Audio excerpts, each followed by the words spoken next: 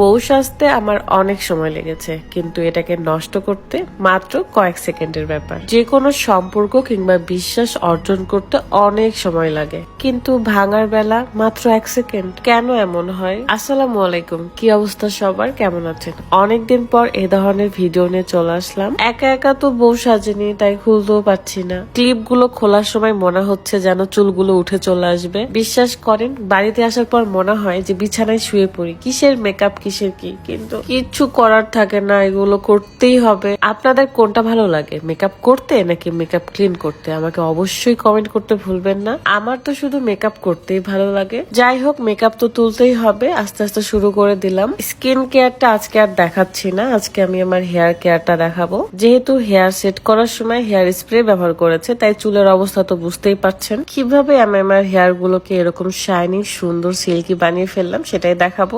Nahar beauty Facebook page থেকে আমি Nahar secret hair oil এবং Nahar secret hair pack order করেছিলাম। অনেক আগে থেকে আমার এই অয়েল এবং প্যাকটার সাথে সম্পর্ক। চুলের যত্নে সবচেয়ে বেশি ভূমিকা পালন করে হচ্ছে তেল। যখন আমার চুলের আগা ফেটে যায় কিংবা আমার মনে হয় চুলটা অনেক বেশি রাফ হয়ে গেছে, অথবা যাদের চুল পড়া শুরু হয়েছে, তারা কিন্তু এই তেলটা ব্যবহার করতে পারেন। সপ্তাহে যদি আমরা 2 থেকে 3 দিন তেল ব্যবহার করি চুলে, তাহলে চুলটা অনেক বেশি ভালো থাকে। আর হেয়ার প্যাকের কথা তো কি বলবো, জাস্ট ম্যাজিকের মতো কাজ করে আমার চুলে। তবে আমি যখন তেলটা ব্যবহার করি তখন খুব সুন্দর করে মাসাজ করে করে, মালিশ করে করে ব্যবহার করি। যেহেতু এই তেলে অর্গানিক উপাদান যেমন কালো জিরা, মেথি, আরো অনেক কিছুই দেওয়া রয়েছে, যেটার কারণে আমাদের চুলের গোড়া শক্ত হয়, চুলের আগাফাটা দূর করে, সাথে চুল গজায়। সঠিকভাবে যদি আপনি যত্ন করেন তাহলে সবকিছুই ঠিক থাকবে। সেটা যে কোনো কিছুই হতে পারে। যাই হোক, হেয়ার প্যাকটা এখন আমি রেডি করব।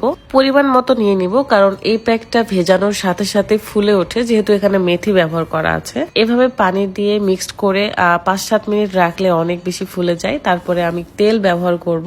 ভালো করে মিক্সড করার পর আমি আমার পুরো চুলে এটা অ্যাপ্লাই করব। চাইলে আপনি ডিম ব্যবহার করতে পারেন। আমি একদমই শর্টকাট ভাবে প্যাকটা ব্যবহার করব এবং 40 থেকে 50 মিনিটের মতো আমার চুলে রেখে দিব।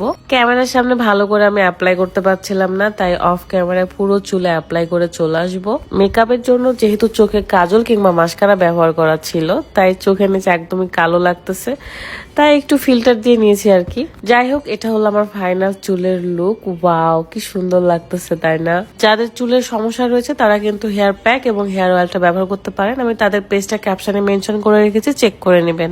আর কি বলবো বলেন, আমি তো অনেক খুশি আমার চুলের এরকম ঝলমলে লুক দেখে। সবাই অনেক বেশি ভালো থাকবেন, সুস্থ থাকবেন, আর আমার জন্য দোয়া করবেন। আর হ্যাঁ, আপনাদের ভালোবাসায় এখন আমার পেজে প্রায় 1.7 মিলিয়ন ফলোয়ার্স। ইনশাআল্লাহ খুব তাড়াতাড়ি 2 মিলিয়ন হয়ে যাবেন। আমি খুবই খুশি আপনারা যে আমাকে এত ভালোবাসেন। আমি অনেক লাকি একটা মেয়ে। এভাবেই সবসময় পাশে থাকবেন। আল্লাহ হাফেজ।